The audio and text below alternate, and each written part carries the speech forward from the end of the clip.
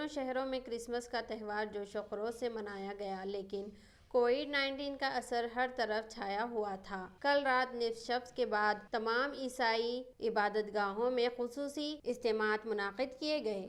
آج صبح میں بھی عیسائی عبادت گاہوں میں بھی کافی گہمہ گہمی دیکھی گئی اور عبادت کا اہتمام کیا گیا، جس میں مرد، خواتین اور بچوں کی بڑی تعداد شریک تھی۔ عیسائی اکثریت علاقوں مارٹپلی، سکندرآباد، بھوئی گوڑہ، وارس گوڑہ، تارناکہ وغیرہ میں عیسائی اپنے گھروں کو رنگ برنگی لائٹوں سے سجائے تھے۔